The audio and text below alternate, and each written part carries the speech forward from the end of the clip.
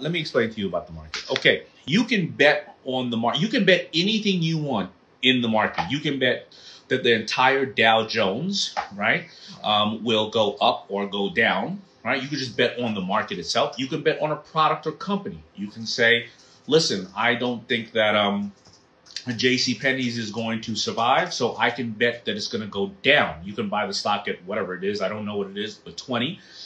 And you can bet down that it's going to go to 18, 15, 14, or 10.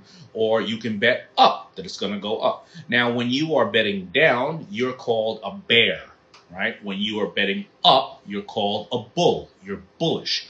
Now, also, when you're betting down or betting up, you can double or triple your dollar, because if you say, listen, it's at 20 and it's going to go down to 18 by February 23rd, my birthday. If it goes down to 18 before that time or at that time, your money could triple. You could bet $1, but you can make $3 or $4, $5. That's what we call a put. You can bet up. That's called a call, meaning I bet that it's going to go up by February 23rd, $3, and that's called a call. Now, the good thing is you'll make 3 or 4 or 5 or 10 times your money. You can say that it's going to go to the 8 to 18, from 20 to 18 in June. You're going to make 1.5 times your money. But the closer that you bet that it's going to fall, the more you make. However, if it doesn't hit that number, you can lose way more of your money. You lose more because you are going to gain more. Now, if you bet it going down, here's the bigger problem. If you don't put a stop loss, meaning I'm willing to lose X, the market can just keep going up, up, up, up, up. And then your dollar, basically, you have to cover that with an amount of money. They're like, well, you didn't just lose $1. The market kept going up. You owe us $30 now because the market went up so high, or excuse me, that stock went up so high. All right. So here's what happened with GameStop. They looked at the businesses that were hedged the most, and this is why we call them hedge funds. Hedge funds will say, GameStop's at 100 or 50. I know that, first of all, we have the virus out, so nobody's out, and they have all these stores, and they got to pay $10,000 a month to a store, average out. And by the way, all the Nintendos and all the games coming out, you can download the game you want directly from there. GameStop's going to go out of business. So a hedge fund will have, let's say GameStop was at $100. A hedge fund will bet 100 million or 50 million that this thing is going to go down. And the more it goes down, their 50 million becomes 500 million, a billion. And that's how hedge funds start to make their money. What happened was the public got pissed off, and really Elon Musk, who had been betted on by the hedge funds, the top hedge funds, who basically said, oh, Elon Musk is smoking weed on Joe Rogan's show, it's going to go down. So they bet that he go down, and they hurt his stock, because once the hedge funds start pushing your stock down, other people jump in and start pushing it down. Well, he got so pissed off about it because he came back around, but he realized that these are the bloodsuckers in his mind of the industry. So once a couple of people got together, and Reddit and all these people said, you know what, let's look at the top brands that were bet against in the market. Nokia. Who has a Nokia brick phone anymore? BlackBerry. Who has a BlackBerry anymore? AMC. Nobody's going to go watch movies if you got Netflix. And GameStop. And those were the most heavily hedged, brands. And these hedge funds were like, they are going to go to zero.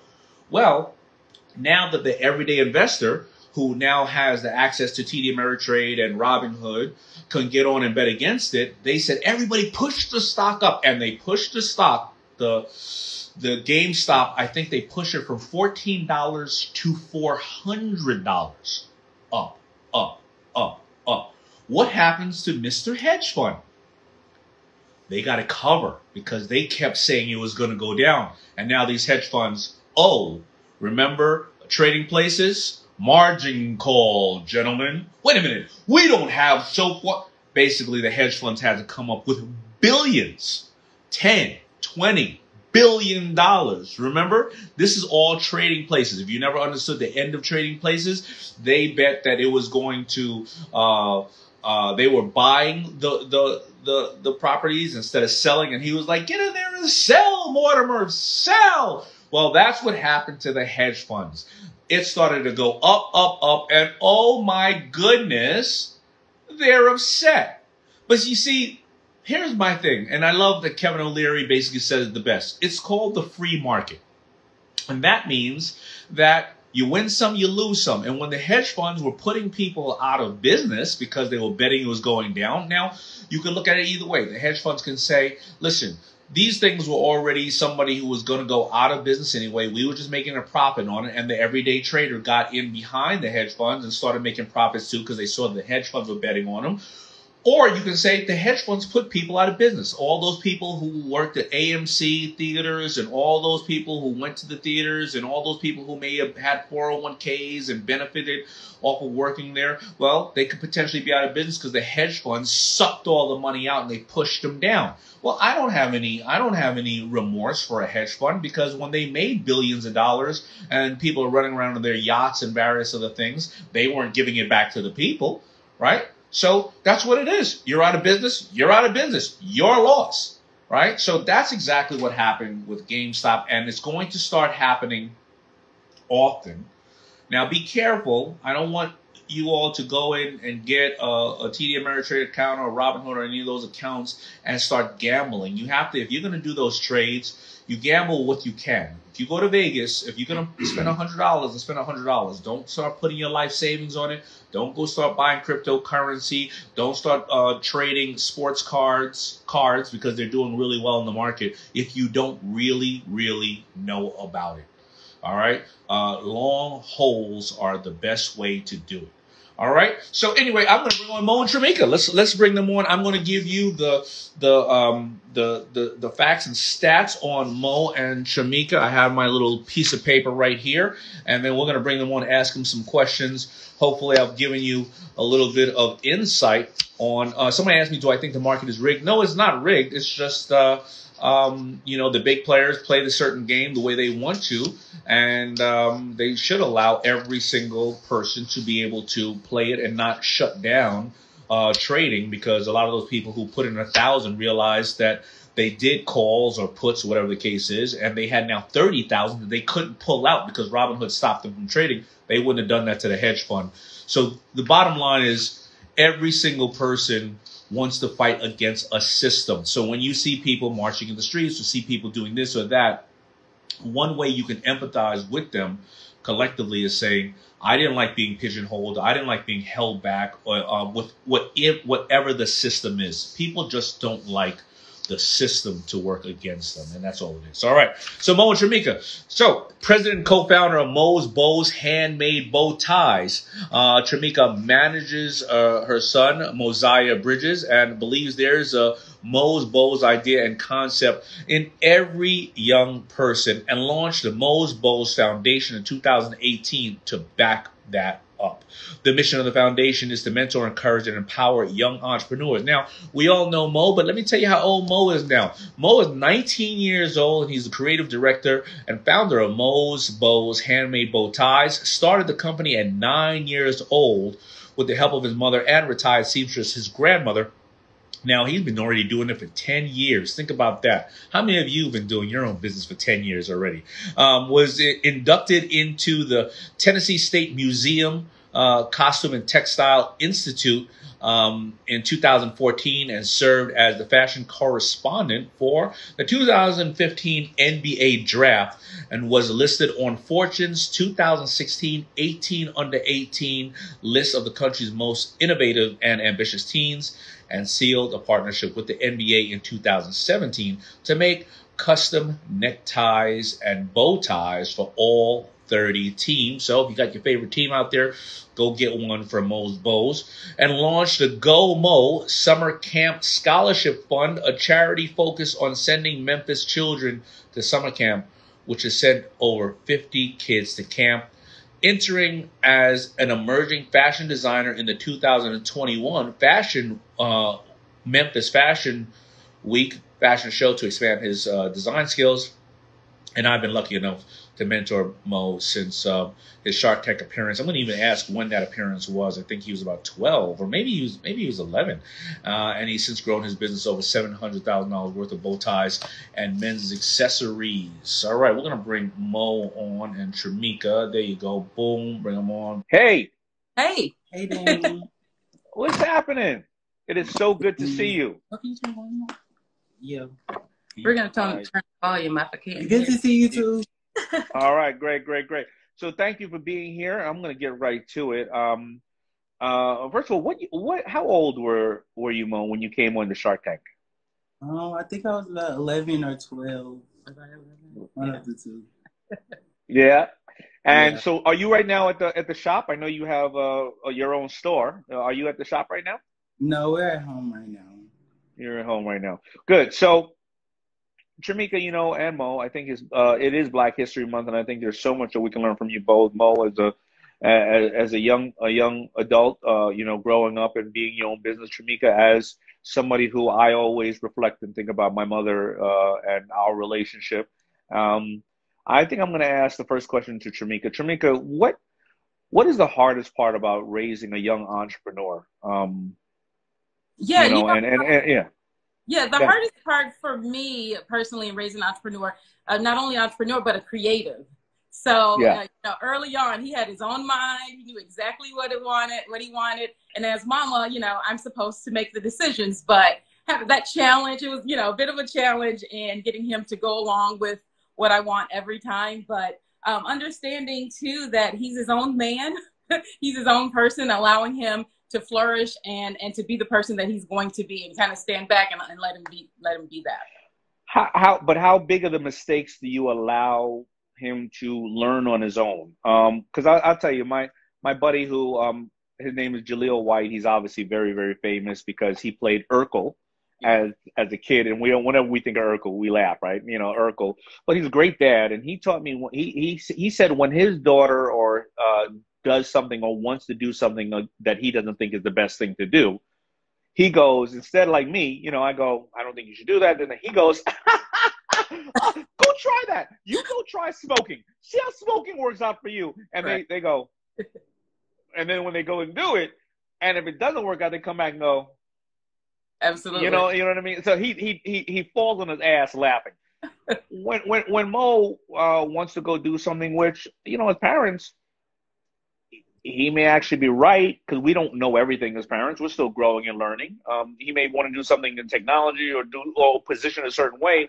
Right. When you have that gray line, do you ever say, absolutely not? Do you say, take a smaller step? Do you say, think about that? Or do you just say, go ahead, try it and let me know? Well, Daymond, you've been a 19-year-old young man before, right? So it's not a whole lot mama can say, but I've learned to start asking questions.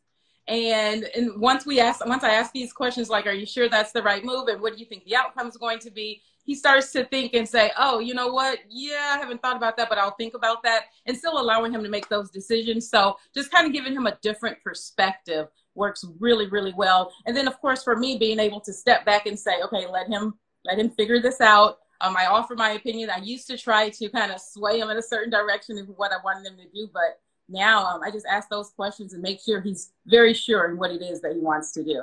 And I think he makes pretty decent decisions, if you ask me. Well, obviously, because I see so much growth in you, Mo, and I'm going to get to Mo in a second. But, I think what you just said is really important, of not just talking to your child, but talking to your significant other. A lot of us have issues with our significant other. They want to do something and we go, no. But a lot of times we just don't say, well, what do you expect the outcome to be?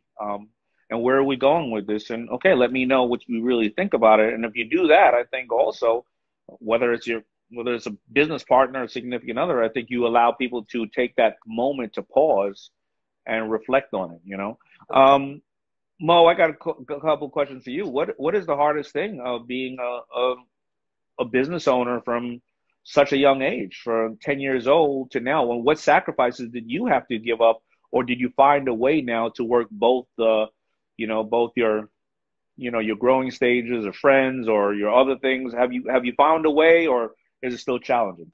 Yes, I think it's not as challenging just because I'm older and I have more free time.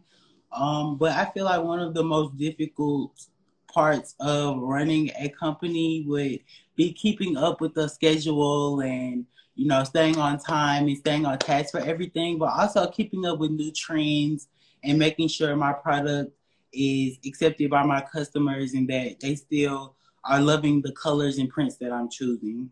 And I also think that one of the sacrifices that I have had to make as a child is just, sometimes you want to go to a party and sometimes you want to go hang out with your friends, but you have to really keep that tunnel vision and stay focused.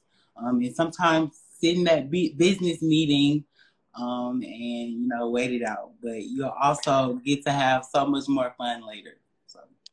That's true, but and I got to tell you, work-life balance is never going to go away. The challenge of it, as you, even at my stage now or Tramika's stage, I mean, we all have that work-life balance. Sometimes we all want to, and I think the problem today is we're too connected. So what happens is, I'll tell you right now, I live in New York and Miami, and right now, if you look outside, it is freezing outside, right? You see that snow. Every time I'm on Instagram, all my friends are butt naked on the beach in Miami, and they are having a ball. And I'm like, man, I really wish I could be in Miami. But I know if I go down to Miami, I ain't going to sit around in the house. I'm going to be outside. And next thing you know, one of you going to be putting the ventilator, on me, and I'm going to be in a hospital. And God willing, I don't, and but I'm tempted. I can't take it anymore. Yeah. So, I'm sorry. I didn't want to make this a session about my damn problems. But how do you do that as a young man? Because I've been to the beach a million times. I've been to parties a million times. But you, growing up now, there's going to be so many new things that you can do at this age that you couldn't do before. Man, that's got to be tempting. Yes, it is, but I feel like I keep all up with it just based off of this woman right here. Believe it or not. But my mom, she definitely helps me plan out my schedule and is definitely definitely the manager. Definitely the manager for sure. Keeping you in all right. As much So I like to tell people that in life you need to make it, master it, and then matter. But many times there are great entrepreneurs that do it all at the same time. So right now you have two things that I saw. One is it is a foundation, I believe. Let me go into it. One, you have sending kids to camp, and you send 50 kids to camp, and that's called the Go Mo Summer Camp Scholarship Fund. Tell me, why did you create that? Because it's hard enough being a business person, especially during COVID, being young, having to go to school, but now all of a sudden you launch this the scholarship fund. Tell me about it. Why did you do it? What does it do? And how can people follow up on it? Well, as a young kid, I always was active and I always was in different things as far as acting and dancing and singing. And I would always, go to different summer camps. So I feel like a couple of mornings while I was on my way to go to summer camp, I saw different kids getting in trouble and, not making the best decisions. And so me and my mom decided to have a GOMO summer camp fund where 100% of the proceeds from a specific bow tie goes to help kids go to summer camp. And as a young kid, I also found out that childhood hunger was at its highest in the summertime. So it would just be the right thing to do to, help that kid go to summer camp, and hopefully they'll turn out to be productive. As much as productive as I was back then, with getting that meal and going swimming and having fun with their friends. And Mo actually went to that same camp that he sends kids to now, so that's pretty cool.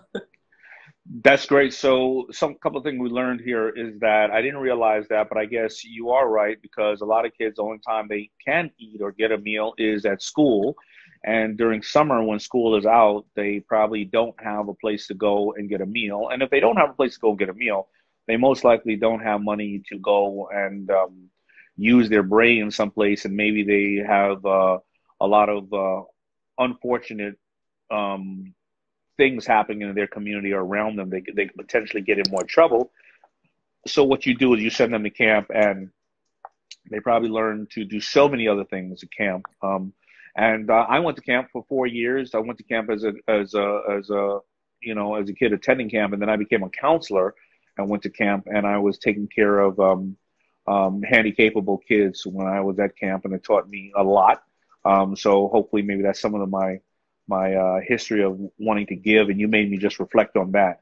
Also, so to sponsor that, there's a specific bow tie that you sell, and that's where the funds go to help the kids? Yeah, so we choose a specific bow tie every year, and I think I have a specific 3 colors that I look for in each fabric every year. Okay, so right now we would go to mosbow.com. Where would we go to find it right now if we wanted to? Because there's also, you can find that as well as we'll get into your NBA deal. But what is your site?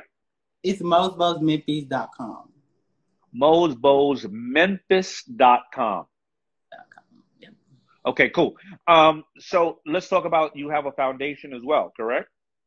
Well, we're just starting. Yep, we're just starting out with the foundation. It's pretty fresh, but we basically wanted to use some of the resources that we've had instead of having parents recreate the wheel on encouraging entrepreneurship with their children. We decided to use the resources and the connections that we had and encourage other parents and other kids. And like you read in the bio, I really feel if we nurture those passion in our children, there's no telling what will happen. And each child has a gift. So at 4 years old, Mo's dressing himself. And I just kind of nurtured it and encouraged it. And then here we are.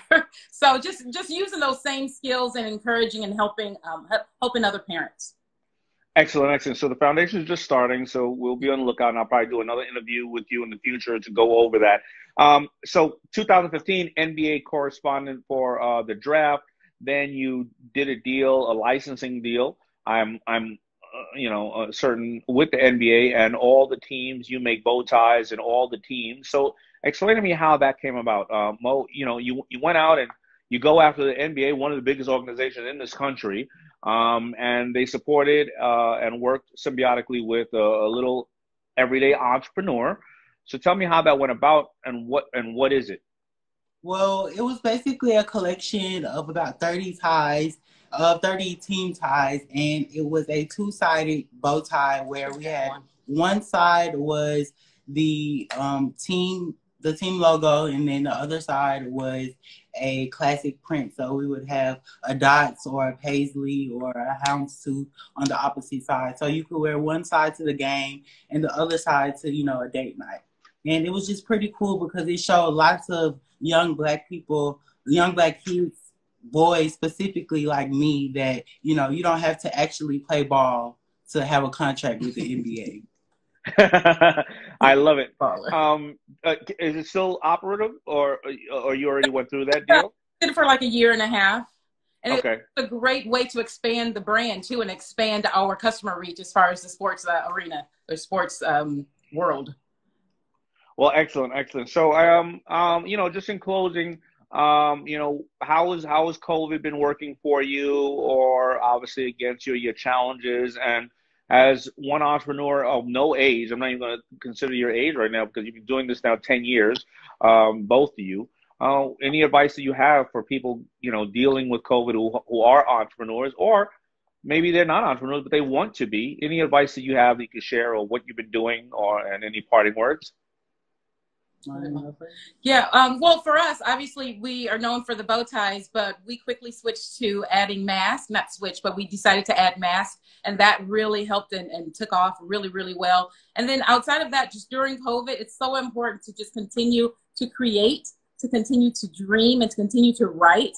And so, yeah, for us, we've just kind of been keeping busy with a lot of collaboration. Mo can talk further about what he's been collaborating. And then, of course, doing the virtual. That's been amazing, being able to pop into some virtual classrooms and able to still share the story even more. We get a lot of requests from like Germany, all over the country for Mo to share his story. So just being available, keeping pictures updated, obviously fun content on social media, and yeah, just keep grinding, basically.